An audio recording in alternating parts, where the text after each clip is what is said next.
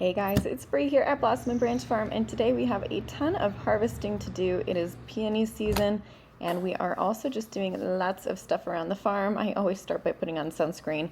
I use a zinc-based one because I get sunburned really easily. I'm gonna grab my iced coffee and my clippers, and let's start with the bucket wash. I've said this before, but I always use dish soap to wash out my buckets. I use one that I make, but sometimes I'll also use Castile soap, and I do that because I often dump out the water here into the bushes, and I don't want to use anything that's not good for the ground. Let's take a look at the sweet peas first. I've mulched them here with some of our leftover wool from shearing Midnight and Roosevelt, and this keeps the roots cool of the sweet peas, which is important for these ones, but it also helps provide a little bit of nitrogen, so as that mulch breaks down, it's also fertilizing the plants. So key with the sweet peas is to constantly be deadheading them. Don't let them start to go to seed, and this way you'll get sweet peas longer.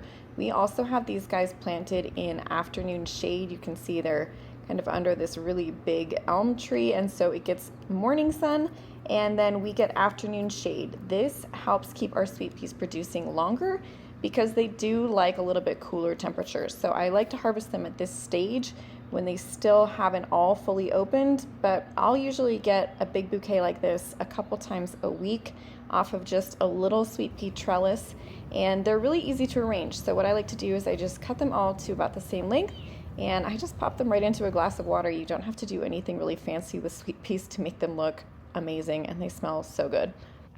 I always start my day at the farm by walking around and kind of just seeing what needs to be done, and today I got distracted because these amazing swallowtails were all over our delphinium that are blooming.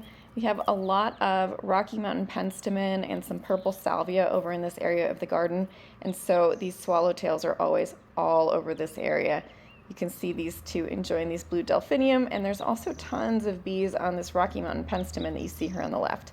But one thing I saw we needed to do was get our snapdragons harvested. So I'm going to do our first harvest of the season. I cut them really nice and low to the ground because that helps the next shoots to be long. If we cut them too high, then the next blooms are going to be a little bit shorter stemmed. So you can see I reach all the way down in between my jute netting here. Remember, this is not plastic, we use the jute netting.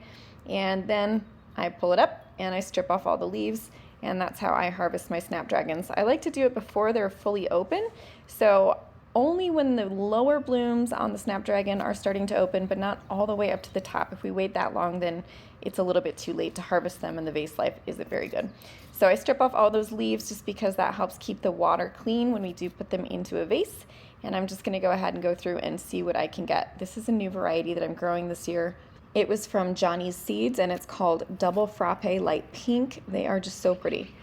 Our Chantilly Light Salmon, we're also ready to harvest. Those are a couple of our earliest blooming snapdragons. You can see how long they are.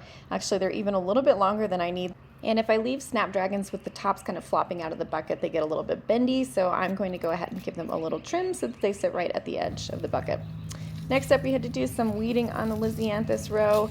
You can see behind me our Baptisia, which I love Baptisia. It's one of my favorite plants, but what happened is they actually self-seeded all into the walkway here behind me, and they also dropped quite a few seeds into the Lisianthus row as well, so I'm having to go out and manually pull those out. I might try to transplant some to other places in the farm because I do love the Baptisia. They're such a great plant with blooms in the spring and good filler in the summer. And I'm going to go ahead and pinch my Lisianthus. I usually pinch about half of them, and that delays the bloom so that we're not getting all of our Lisianthus blooming at one time. The ones that I'm pinching will be a little bit smaller and a little bit behind the ones that I don't pinch. So that's why I do just about half each time. All right, here's what our snapdragon row looks like after I'm done. I do have to grab some stock as well, and the stock I start pretty early, so it's blooming here in early to mid-June, but even then, these blooms I was actually not really impressed with. They were a little bit small, and that tends to happen in the spring, so I'm going to seed another batch that I'm going to plant in the fall so that I can have some fall stock. Stock's one of my favorites with its peppery smell. It's so pretty and so fragrant, so I do love growing them, even though they're a bit of a pain.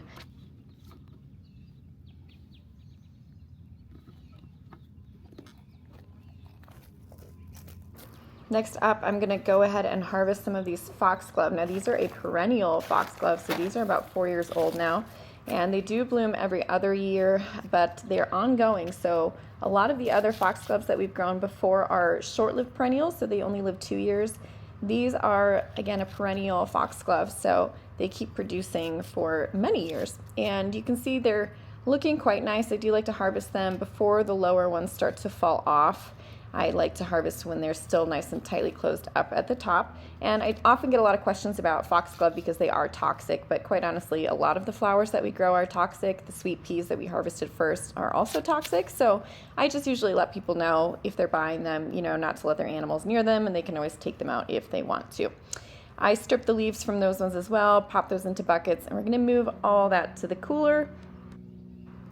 Take a look at what we have to do next. I'm going to check on our zinnia row. So this will be where we seed our next succession of zinnias. I usually do another one around early July. So this was a hairy vetch cover crop that we have terminated here with this tarp, and you can see the soil looks really nice after that cover crop has died off.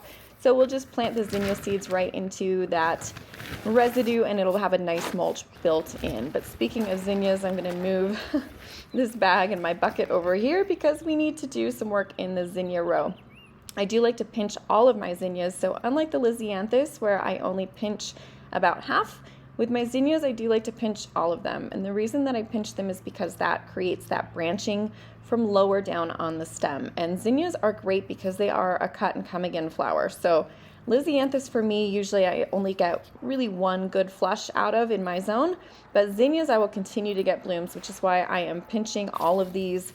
And then I'm also going to mulch them with a little bit of pine needle mulch, just because that helps cut down on our water use. And I have a feeling we're going to be having some water restrictions this year just because we had a really dry winter here in Colorado. So anytime we can cut down on our water, that's a good time. And no, don't worry, pine needle mulch does not acidify your soil. That's a myth. You can go back and watch our mulch video if you want to learn more about that. Now, of course, in addition to helping with the water, that will also help keep the weeds down in these rows. So I do like to use this pine needles, and also take a look at how beautiful this part of the farm is looking. This is almost all native plants over here on this side. You can see the yarrows just starting to bloom. We've got that salvia blooming, and of course that Rocky Mountain penstemon. Look at how neat these giant alliums are. I love cutting these and using them in wreaths for the 4th of July because they look kind of like little fireworks. And these penstemon are just doing so well. Tons of bumblebees and lots of native pollinators on there, but just love how pretty this part is. Over here we've got some peonies we need to deadhead, so I do like to cut them off before they start to do seed production. It just helps the plants in the long term. It does kind of hurt my soul when I have to cut off the flowers. If you want to go back and watch our peony video, you'll learn more about, I really should have deadheaded these before they bloomed, but I didn't get around to it. So I'm going to harvest a few that are not fully open, and I'll just enjoy those for myself. They're too much open to sell really, but I can enjoy them for myself. And in the meantime, I'm going to deadhead the rest of these peonies so that they don't go into seed production, so that those plants can put more energy into their roots. But it's always such a sad day. Don't forget, you can always make some peony simple syrup with all those petals if you want to as well, but we'll just turn them into mulch. I just mow them and they just go right back into the soil. So at least they're providing a little bit of organic matter, but look how pretty these are. We're gonna pop everything into the cooler. So we've got our stock and our Snapdragons in here, and of course all of our peonies from our last peony harvest. So we're just here in the 3rd week of June doing our last peony harvest. We're going to have a big sale at the farm this coming weekend to get those all out of the cooler. And honestly, it's always a little bit intimidating when I see how much is in there. I'll always have to do some weeding, so we're going to go ahead and do about an hour a day is what I shoot for on the pathways, just to keep everything kind of under control. And the last thing I had to do this day was trellising my tomatoes. So if you want to go back, you can always watch our tomato video where I show exactly how we do this trellising, but I am a person who likes to take off all those little suckers. So those little shoots that happen in the creases of the tomato plant, and then I trellis up one single rope. The reason that I do this is because it's just easier to harvest. It's really a personal decision whether you want to cut off all those little suckers on the tomatoes. It's just, for me, it makes it easier to support the plant if I take all of those off. So you can see I'm getting my rope wrapped around my tomato plant here, and then I'm going to remove those suckers. So I'm just pulling those right off. It's very easy. It only takes a little bit of time. I usually do it a couple times a week where I come through and remove any suckers. And then I continue to take my twine. This is actually a cotton clothesline. I found they work the best. They're a little bit thicker and they don't rot in the soil. And I just wind it all the way up. And again, I do that a couple times a week. So you can see this tomato will now just grow one main stem. It'll be nice and easy to harvest. We do grow a lot of tomatoes, so it's just the way I choose to do it. But again, you don't have to do it this way. If you want to let the suckers go, your tomato will produce more. It's just a little bit harder to keep it trellised.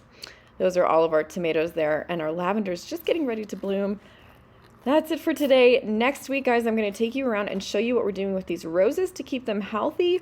And also this one reverted to rootstock, so we're going to take a look at that as well. And these walking onions, because I'm going to have to trim those up. There's always tons to do here at the farm. The work never ends. And let me know what you guys want to see. I'm always happy to show you guys more. And let me know what you think about this new video format where we just kind of show you guys what I'm doing and I narrate over the top. Always want to hear what you guys think. And we will see you guys around here next time at the farm.